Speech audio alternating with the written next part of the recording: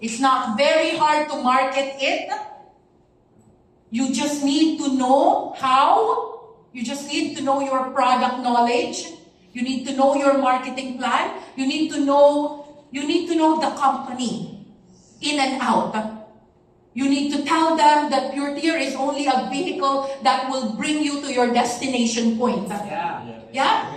So now, come Grand Testimonial Night, he brought people. So I saw the difference. I saw the difference between personally visiting them in their house, showing them how to close the sale, personally showing and teaching them how to comply with BIR. And when you have established a bond or a trust and a chemistry like that, rest assured that it may grow. It may come into fruition. Okay. So, when you invite for the leadership training seminar, you really have to have more events. Kung hindi na kaya ang events dahil gahol na sa oras, you have to make an effort to meet them personally at least one time before the LTS.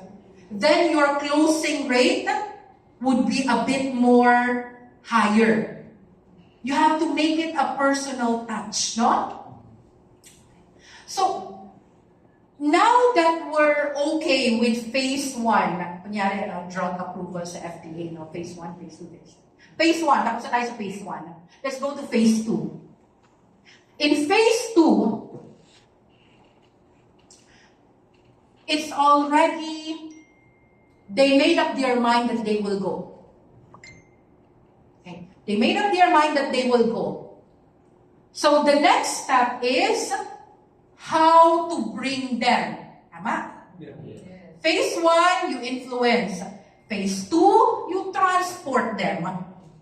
Okay? Mahilig ako sa synonym. I like simplifying things. Okay. So, phase 2, you transport them. How will you bring them to World Trade Center? This is an informal meeting. Participate with me. How will you bring them?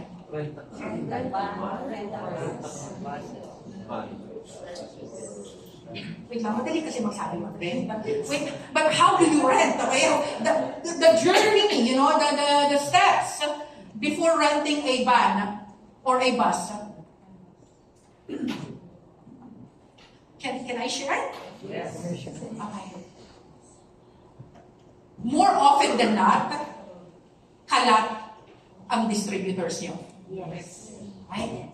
We got north, south, west, east. Right? Maybe the first step is to designate pick-up points. Okay? So, when you designate pick-up points in the north, in the west, alam niyo na ba kung ano yung north? Okay, north is Pampanga, Pangasinan, diba? Baguio. Yeah, that's the north. Okay, what about the west? Manila, Sampaloc, Malate, Ermita, Rojas. Okay, that's the west. Ano ang east? Quezon City, Marikina, Pasig. Ano ang south? Paranaque, Cavite, Laguna, Batangas, Taguig, no? Makati, medyo border na yan.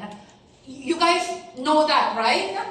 Right? So when you know your compass, you designate, regardless if they are cross-line, but under your leadership, tamang anuhan lang ha, tamang briefing lang sa kanila ha.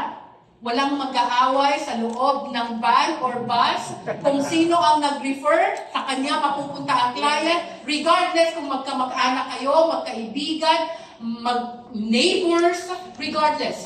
Whoever referred has the right to the client. Tama? Yes. Briefing muna ha. Kasi magsasama yan sila sa isang pick-up point eh. Correct?